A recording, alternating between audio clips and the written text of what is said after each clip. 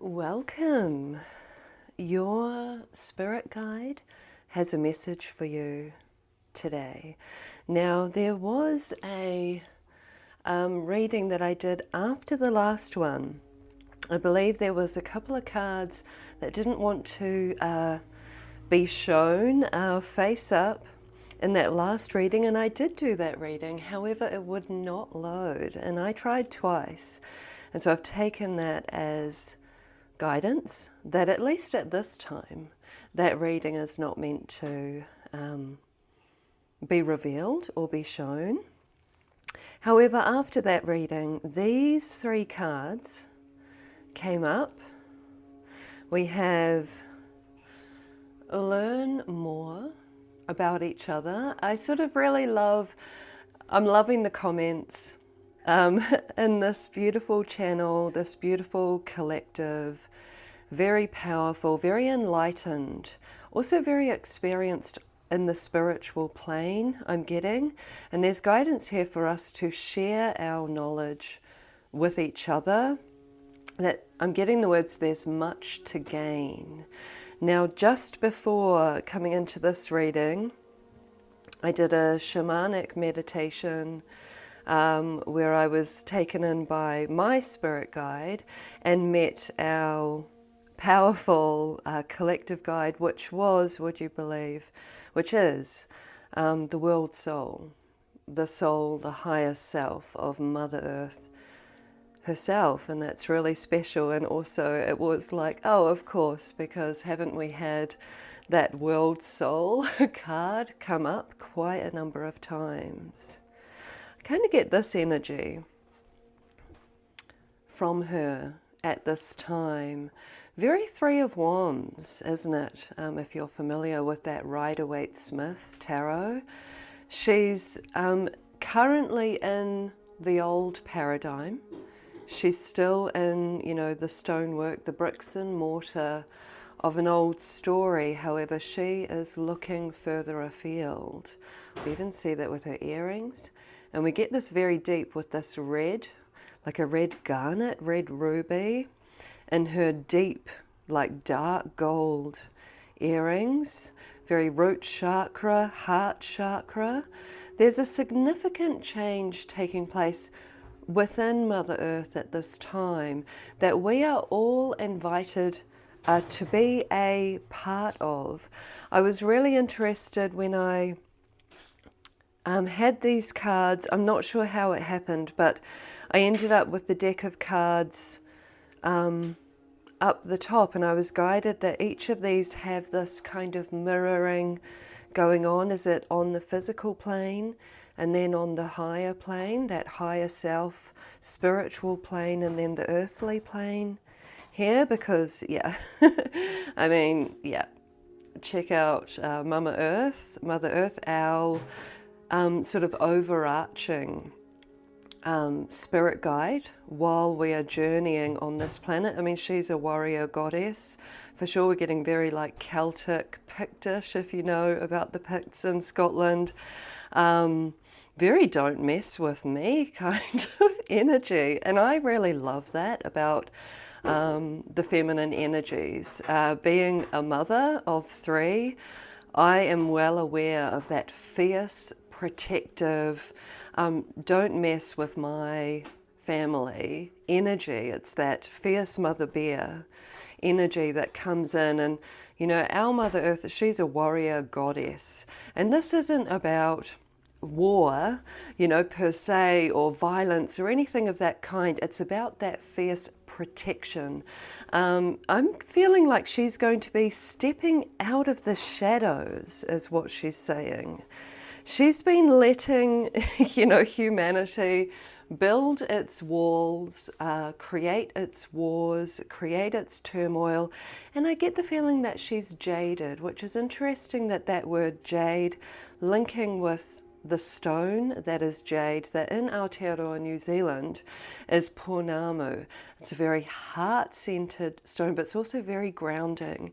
There's a very beautiful Māori tradition of having a pounamu touchstone I don't know where they are traditionally, but now You know, you will find them at the entrance to like a university. There's one at our local polytech, and you sort of enter in and you touch this pounamu, and it's so calming and so grounding. It's like this very deep love, again with that mother parental energy of Mother Earth here. Like, she's very grounded. The love is deep, but the love is also wise. She sees, what I'm getting is the crumbling of our times. And us personally, here at the very least, but I think across the Western world, you know, we are seeing that with this cost of living crisis. We can barely afford to live, you know, and this is just survive with, you know, housing, food, all of this. It's like, and that is a part, that's a symptom of this crumbling of the old. She's watched it occur. She is, you know, a benevolent mother figure. She allows her children to play and to build and to grow and develop and learn their own lessons However, I feel like she's about to take action in some way, with this being the flip side of her energy. You know, the very calm, grounded, deeply loving, deeply accepting, unconditional love energy. Even when she sees that what we're doing, you know, might harm us in the end, you know, with, you know, whatever it is, wars or whatever, there's still that deep and abiding affection, deep and abiding love that will never go away, will never go away. However, this aspect of her is being currently activated. I mean, I'm not sure like what exactly, like why exactly. We've got lapis lazuli here. We have this sort of triple spiral, you know, maiden mother crone, and we're going to get to here from that. I also see the antenna, the branches, the spiritual antenna being lit up. You know, our planet is ready to ascend, basically. And it's sort of an energy of like nothing will stand in her way. That's the kind of energy. And we're in her, we're a part of her, so we're a part of her children, along with that, you know, parental analogy. She's looking out with that Three of Wands energy, and she's taking us with her. It's very like, she's not holding back. You know, there's a point, there's a tipping point here. And with these cycles, with the maiden mother crone, leads me to this. We'll see what the picture is. Oh yeah. Oh yeah. There's, I mean, stunning. The path isn't a straight line. You come back to things that you thought you understood and see deeper truths. Oh, and here we have that imagery again. This is looking like there's, you know, going to be some kind of clouded time, challenging time, particularly if this, all of these structures that we as human beings have built do start to crumble or evolve or change. So there's this time in the mist, and it's a time to trust our intuition above all else, she's saying. However, there is this spiralitic path to our next destination, which is that next level of spiritual and physical ascension on this planet. Now, this is the higher, being guided to bring this back. There's also the cycles that have taken place with humanity, with civilizations of, you know, any kind on this planet. And we're coming back around in some way. We're coming back around. You come back to things that you thought you understood. It's very interesting. Very interesting. Big loud motorbike, and then she gets on her motorbike. There's some sort of like tying up loose ends. I know this is a more like broader message rather than personal, but There's this tying up of loose ends, things that we thought personally, bringing it back to the personal, that we had dealt with, karma that we felt that we had cleared. It's like it's going to come back around for a one last look. There's something about, there was a planet that went retrograde back into Pisces. Is it Pluto? Because I know that Pluto moved into Aquarius for, I think it's like 40 years or something, 20 years, some sort of 20 years, some sort of very significant period of time. Saturn and Neptune coming together. I'm not looking at the cards while I pull them. Coming together in Aries, bringing in a new cultural era. Bringing in this force of change. And I think one of them has gone back too. Is it that one? Is it Saturn that's gone back into Pisces? I'm getting confused now. But either way, the energy that's coming through is that of cyclicality. Things that we thought that we had closed the book on are going to come back around. And that now I'm being called to say, no, this isn't a punishment. Son of Wands. This isn't a punishment of any kind. You haven't done anything wrong, particularly if it's quite a hard, like karmic pattern that you've had, that you feel like you have emerged from, even from ages ago. I know I'm struggling with that at the moment. And then it's coming through as like, it's not as a punishment that this energy is rising up again. It's almost like, I'm getting the words to meet it halfway, that maybe at one point we needed to overcome certain aspects of our shadow. We needed to, triumph over certain patterns that were keeping us down, that were keeping us in the dark, things like this. But there's something about meeting it halfway and acknowledging the part that it played in our personal story.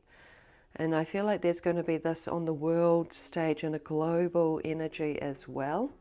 This is the higher self of Mother Earth here, the cycles of change. And these things are starting to pop up definitely in our collective knowledge, our collective wisdom. There's beautiful researchers and curious minds that are uncovering these epic cycles of human civilization, human structures that have risen to like the peak of, just like, I don't know what the word is, but like peak existence where, they're developing this, they're creating that. There's these enormous cities in the Amazon that have been completely grown over by nature. Nature has reclaimed, and it's like, that was like an epic civilization that existed. Major structures that had been created, and yet there's a time that they come to pass, whether they evolve into, being called to put this down here, whether they evolve into something new, or whether they are laid to rest and allow for like a new iteration, a new version of human civilization on this planet. And that's where we are now. And that's why this information is coming out of the shadows. There's definitely been a lot of suppression, or even simply a lack of understanding of what happened in those past civilizations that reach some sort of peak of existence and then have fallen away, and nature has grown over it. But that's why they're popping up now. That's why all of these beautiful researchers and communicators are popping up now, because in a way I see that's leading us. There's wisdom here with this white owl. What's coming up sort of out of the shadows about the larger cycles? Look to the yugas, look to astrological cycles, look to ancient civilizations, this kind of thing. There's great wisdom here that will lead us forward we're getting with this connection here of our Mother Earth in the physical realm, like if she was physically embodied, looking out in that Three of Wands to the next chapter. But she's letting us know here that there is wisdom in the past.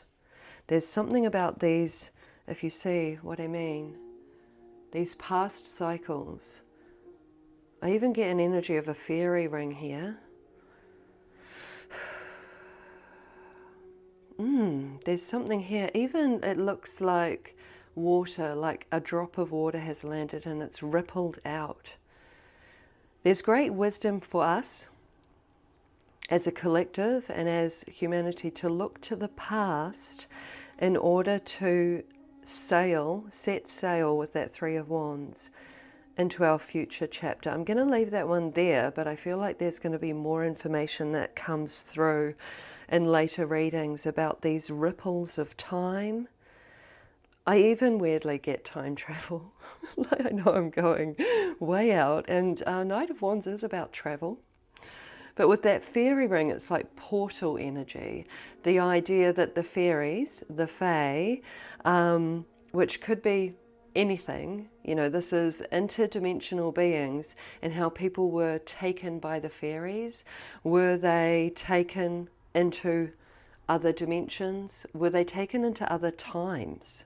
There's something about time travel here. So interesting. I don't know what that means, but there's definitely interesting like rock carvings and rock paintings that look like what we would think of as astronauts. I don't know what that is. I don't know what that is, but is it traveling through like meditation, through shamanic portals, through altered states of consciousness to access these other timelines? I don't know what this is. Fully, I can't articulate it. I would have to do a shamanic journey on this. But it's popping up to help us. It's popping up to guide us. There's this clarity. There's also this snake energy, which again with Ouroboros, the snake eating its own tail, these cycles of time. Kundalini energy is something awakening. This very potent, very powerful energy, very powerful, that awakens at the base of the spine in the root chakra and surges upwards, opens that crown chakra. Shiva is coming down, Shakti coming up. They meet at the heart. That's the great awakening, is in this heart chakra. The path isn't a straight line. You come back to things that you thought you understood to see deeper truths. Okay, I'm going to leave this broader collective message here, and we're going to ask for a more thank you. I knew it was going to be the top one because I felt it when I shuffled these cards before bringing them up. But we're going to go into is there a personal message for you for today? I see even these cycles of time on the back of these beautiful cards. Love these Herbal Astrology cards. There's a major cosmic shift taking place. It's to do with these larger cycles of human experience on this planet, and also planetary experience. She herself. This also looks to me, I know I keep going with it, but this also looks to me like that era of Neptune and Pisces, very spiritual, very dreamy, very open to spiritual realms, perhaps a little bit more taking a back seat kind of energy, whereas Neptune moving into Aries is this kick-ass energy of like, okay, I've learned all of this. I've seen all of this.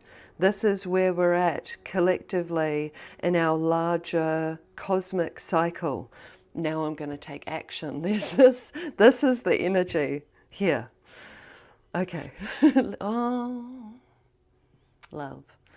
Love is all there is, even when it hurts with this card. Love is all there is. Love is the purpose. Love is the guide with our white dove here. Love can be painful on this planet. Loss is linked to love. 2020 on the timer. That number is, you know, inextricably tied to the year 2020 now, isn't it? That's not a prophecy, but I don't have 2020 on my